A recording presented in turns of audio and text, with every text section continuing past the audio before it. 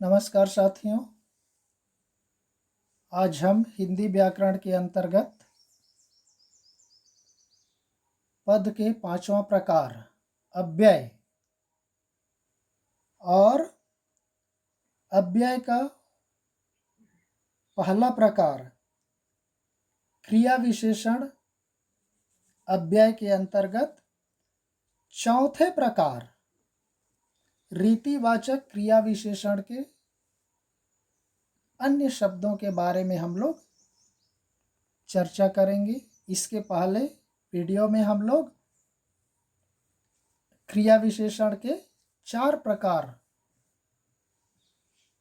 तीन प्रकार का विशेष रूप से चर्चा कर लिए। चौथे प्रकार का उसकी परिभाषा और उसके उदाहरण से संबंधित भागों को हमने पिछले में देखा। अब यहाँ पर उसके आगे के बारे में हम चर्चा करेंगे। क्रिया विशेषण के चार भेद हम लोग चर्चा कर चुके हैं। पहला कालवाचक क्रिया विशेषण, दूसरा स्थानवाचक क्रिया विशेषण, तीसरा परिमाणवाचक क्रिया विशेषण और चौथा है रीतिवाचक क्रिया विशेषण अव्यय। तो उस रीतिवाचक क्रिया विशेषण के बारे में भी उसकी परिभाषा और उदाहरण को हमने देख लिया है। रीतिवाचक क्रिया विशेषण के भी प्रकार है साथियों, उन्हीं से संबंधित ये आपको सारे शब्द दिखाई दे रहे हैं, जिसको हम यहाँ पर विस्तार से चर्चा करेंगे। चलिए देखते हैं रीतिवाचक क्रिया विशेषण के अंतर्गत कौन कौन से हैं। पहला है विधि बोधक, दूसरा निश्चय बोधक, तीसरा अनिश्चय बोधक, चौथा हेतु बोधक, पांचवा निषेधवाचक, छठवां प्रश्नवाचक, सातवां स्वीकृति बोधक, आठवां अवधारणा बोधक, नौवां आकस्मिकता बोधक और 10वां है आवृत्ति बोधक। रीतिवाचक क्रिया विशेषण अव्यय, ये इसके 10 प्रकार है साथियों रीतिवाचक क्रिया विशेषण के, और उन्हीं से संबंधित शब्द और उदाहरण वहाँ पर आपको दिखाई दे रहा है।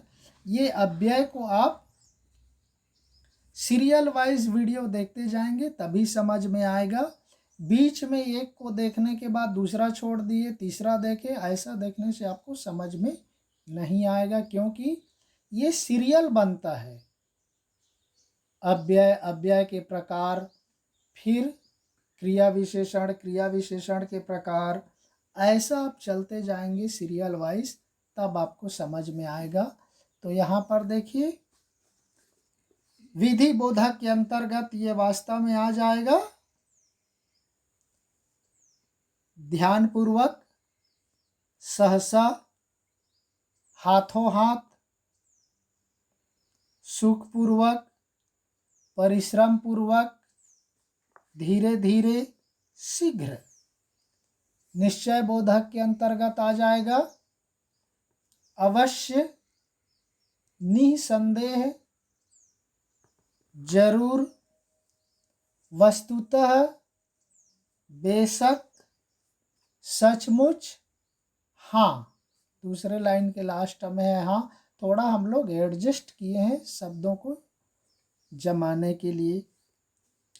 तीसरा के अंतर्गत देखिए अनिश्चय बोधक के अंतर्गत शायद, संभवतः, बहुधा, प्रायः, कदाचित, अक्सर, हो सकता है। इसमें जो बार बार रिपीट होने वाले शब्द है उसको हमने छोड़ दिया है, ये भी ध्यान रखिए। लेकिन ये सबको हमने ज़्यादा से ज़्यादा शब्दों को कम से कम जगह में समाहित करने का प्रयास किया, अर्थात हमने गागर में सागर भरने का प्रयास किया है। बाकी आपके समझदारी के ऊपर वह निर्भर करता है। नेक्स्ट चौथा है हेतु बोधक, हेतु बोधक के अंतर्गत देखिए हो सकता है तक आए थे क्यों, क्योंकि, किस लिए, इसलिए, अतएव, अतः, ये सारे शब्द आ जाएंगे। निषेध बोधक या निषेधवाचक में देखिए न, नहीं, मत, कभी नहीं, ये निषेधवाचक के अंतर्गत है। बिल्कुल नहीं, हरगिज नहीं, ये भी आता है। प्रश्नवाचक के अंतर्गत देखिए सारे प्रश्नवाचक आ जाएंगे। क्यों, कैसे, क्या, किसने, कब, कहाँ, ये सारे आ जाते हैं। हमने पूरे को नहीं लिखा। नेक्स्ट 7वां है स्वीकृति बोधक। नाम से ही पता चल रहा है स्वीकृति बोधक। हाँ, जी, ठीक, सच, बिल्कुल, सही, ये सारे शब्द हैं। नेक्स्ट है अवधारणा बोधक। अवधारणा बोधक में आ जाइए ही, भी, तो, मात्र, भर, तक। नेक्स्ट 9वां है आकस्मिकता बोधक। आकस्मिकता बोधक में देखिए सहसा, अचानक, एकाएक, अकस्मात। लास्ट है आकस्मिकता के बाद आवृत्ति बोधक। आवृत्ति बोधक में देखिए सरासर, फटाफट, धड़ाधड़, चुपचाप, खुल्लम खुल्ला, ये भी है। हमने उसको नहीं लिया क्योंकि हमें उन शब्दों को उतने में एडजस्ट करना था। तो ये हो गया साथियों अव्यय का पहला प्रकार। क्रिया विशेषण अव्यय का चौथा प्रकार। रीतिवाचक क्रिया विशेषण के अंतर्गत ये 10 प्रकार हैं। उससे संबंधित शब्द और उसके समझिए उदाहरण। तो यहाँ पर ये क्रिया विशेषण अव्यय समाप्त होता है। अव्यय का दूसरा प्रकार यहाँ पर शुरू होता है संबंध बोधक अव्यय। संबंध बोधक अव्यय देखिए साथियों नाम से ही पता चल रहा है संबंध कराने वाला, संबंध एक दूसरे को जोड़ने वाला, संबंध बोधक संबंध बताने वाला। परिभाषा देखिए वे अव्यय जो संज्ञा या सर्वनाम के साथ जुड़कर उनका संबंध वाक्य के दूसरे शब्दों से बताते हैं उन्हें संबंध बोधक अव्यय कहते हैं। देखिए जो अव्यय संज्ञा या सर्वनाम के साथ जुड़कर उनका वाक्य में एक दूसरे से संबंध बताते हैं उन्हें ही कहा जाता है संबंध बोधक अव्यय। उदाहरण के तौर पर देखिए साथियों मेरे घर के आगे बस स्टॉप है। पहला उदाहरण देखिए मेरे घर के आगे बस स्टॉप है। के आगे उसके घर और बस स्टॉप के बीच के आगे दोनों के संबंध में के आगे वहां पर हमने बोल्ड कर दिया है। देखिए बस स्टॉप है। दूसरा खुशी के मारे वह पागल हो गया। खुशी और पागल के बीच के मारे देखिए वहां पर उसका संबंध बता दिया। संबंध आप कारक में देख सकते संबंध कारक काके की संबंध कारक है ना उसमें काके की आता है। देखो यहाँ पर वही बताया गया है के की से संबंधित खुशी के मारे वह पागल हो गया। तीसरा देखिए राम चांद की ओर देख रहा है। राम चांद की ओर देख रहा और चांद के बीच में की ओर, की ओर देखो, के आगे, के मारे, की ओर, ये सारे संबंध बता रहे हैं, इसलिए ये संबंध बोधक अव्यय है। नेक्स्ट तीसरा है समुच्चय बोधक अव्यय। समुच्चय बोधक अव्यय, ये अव्यय साथियों आपको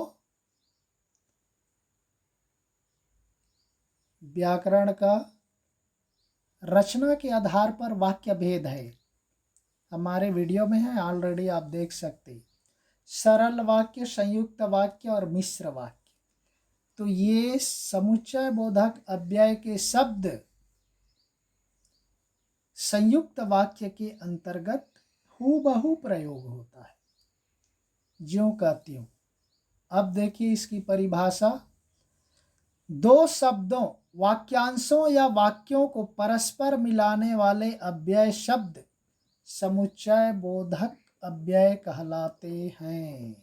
देखिए, दो शब्दों, वाक्यों या वाक्यांशों को परस्पर मिलाने वाले, दोनों को जोड़ने वाले समुच्चय, वे शब्द समुच्चय बोधक अव्यय कहलाते हैं। इन्हें योजक भी कहते हैं। योजक मतलब जोड़ने वाला, जंक्शन, कंजंक्शन बोलते, जैसे रेलवे स्टेशन में जंक्शन होता है जहाँ पर दो डायरेक्शन से दो रेलवे लाइनें आकर के मिलती हैं, जुड़ती हैं, उस जगह को नाम दे दिया जाता है जंक्शन। सामान्य जगह को नहीं बोला जाता, जैसे सिकंदराबाद जंक्शन, ऐसा। तो नेक्स्ट, ये योजक भी कहलाते हैं ये शब्द। और समुच्चय बोधक अव्यय का एक और उदाहरण है साथियों, समास।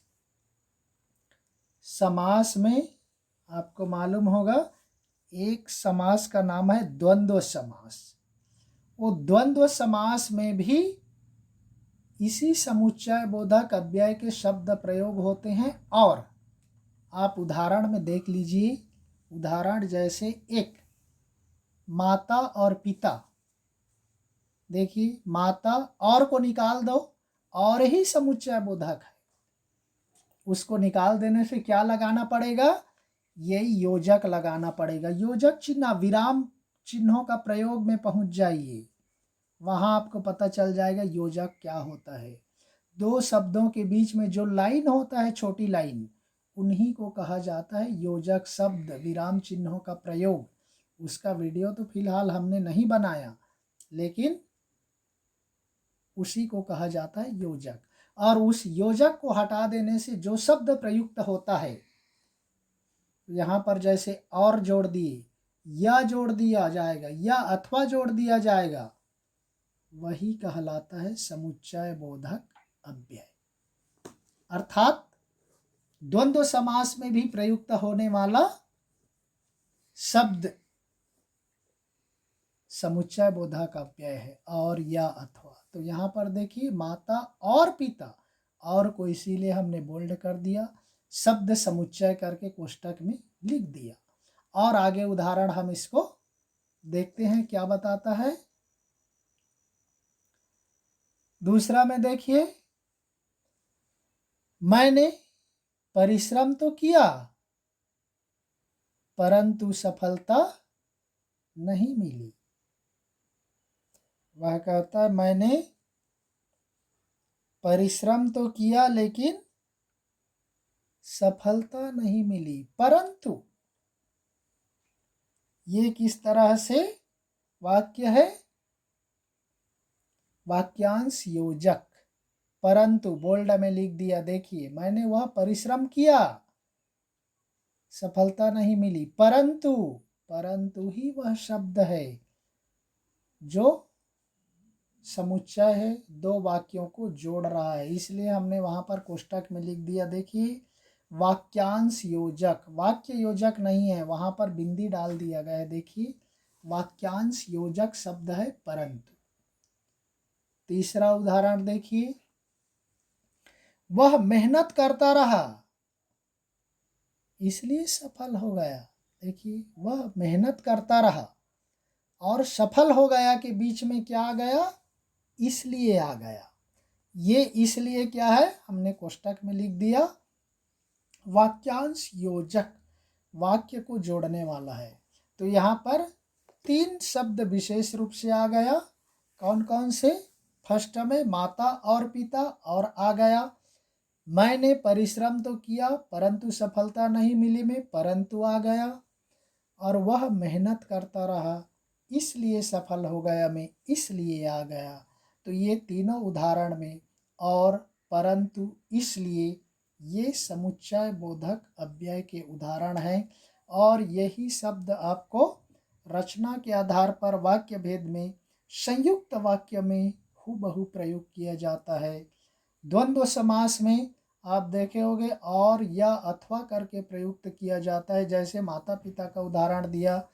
अब अन्य उदाहरण भी ले सकते, जैसे रात दिन, रात और दिन, भाई बहन, भाई और बहन, खाना पीना, खाना और पीना, और आकाश पाताल, आकाश और पाताल, कापी पुस्तक, कापी और पुस्तक।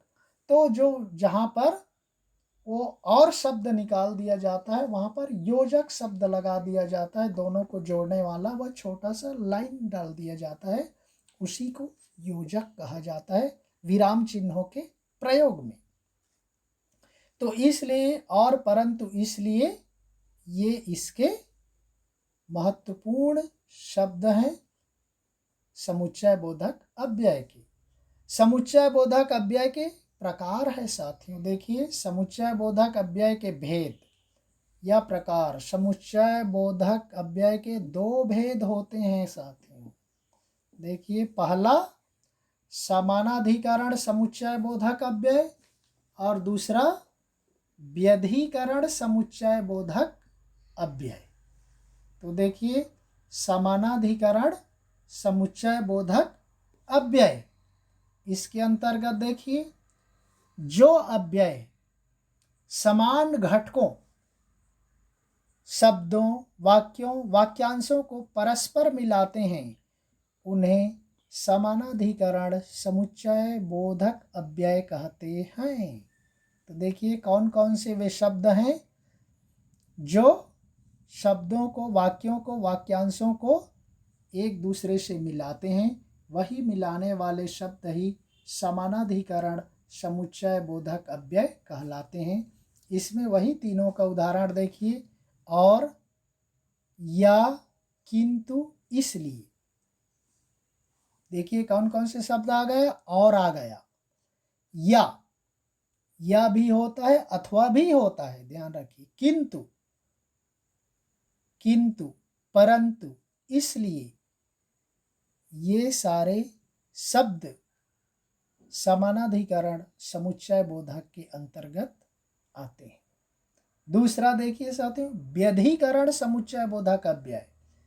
देखिए समुच्चय बोधक अव्यय के 2 भेद, समानाधिकरण और दूसरा व्यधिकरण समुच्चय बोधक अव्यय। इसकी परिभाषा क्या है देखिए, एक या अधिक आश्रित उपवाक्यों को प्रधान वाक्य से जोड़ने वाले अव्यय व्यधिकरण समुच्चय बोधक अव्यय कहलाते हैं। देखिए एक या अधिक आश्रित उपवाक्यों को प्रधान वाक्यों से जोड़ने वाले अव्यय व्यधिकरण समुच्चय बोधक अव्यय कहलाते हैं। जैसे उदाहरण देखिए, यदि, तो, आदि। यदि और तो महत्वपूर्ण है। ये यदि और तो कहाँ पर होता है साथियों? रचना के आधार पर वाक्य भेद के अंतर्गत तीसरा प्रकार मिश्र वाक्य। जैसे समानाधिकरण का किसमें होता है? संयुक्त वाक्य में होता है, बीच में होता है। देखिए, और ये कहाँ पर होता है? यदि और तो प्रारंभ में होता है और बीच में होता है। और मिश्र वाक्य में भी एक मुख्य उपवाक्य होता है, दूसरा आश्रित उपवाक्य होता है। तो मिश्र वाक्य के अंतर्गत आश्रित और मुख्य वाक्यों को जोड़ने के लिए ही यदि और तो शब्द का प्रयोग किया जाता है। वही शब्द है अव्यय के अंतर्गत, समुच्चय बोधक के अव्यय के भेद के अंतर्गत व्यधिकरण समुच्चय बोधक अव्यय। यदि तो उदाहरण में आप देख लीजिए, आपको समझ में आ जाएगा। एक ही उदाहरण दिया गया है। यदि मैं दौड़ कर जाता तो उसे बचा लेता। बचा लेता, देखिए क्या है, बचा लेता वास्तव में ये प्रधान वाक्य है। हमने वहां पर जगह की कमी के कारण प्रवा लिख दिया। प्रधान वाक्य बचा लेता, उसे बचा लेता, ये प्रधान वाक्य है। मैं दौड़ कर जाता, ये क्या है, आश्रित उपवाक्य है। उन आश्रित उपवाक्य को प्रधान वाक्य में जोड़ने के लिए यदि तो शब्द का प्रयोग किया गया है। इसलिए यहाँ पर देखिए यदि बोल्ड है तो शब्द भी बोल्ड है। तो यहाँ पर यदि मैं दौड़ कर जाता तो उसे बचा लेता, यदि तो, इसलिए हमने वहां पर कोष्टक में लिख दिया उसे बचा लेता। बचा लेता ही लिखा, वो प्रधान वाक्य है। मैं दौड़ कर जाता आश्रित उपवाक्य है। तो ये है साथियों समुच्चय बोधक अव्यय के अंतर्गत उसके प्रकार। अब इसका चौथा विस्मयादि बोधक अव्यय और पांचवा आ जाएगा निपात। इसको नेक्स्ट वीडियो में देखेंगे, उस पर विस्तार से चर्चा करेंगे। तब तक हम इसको यहीं पर विराम देते हैं। धन्यवाद। जय हिंद।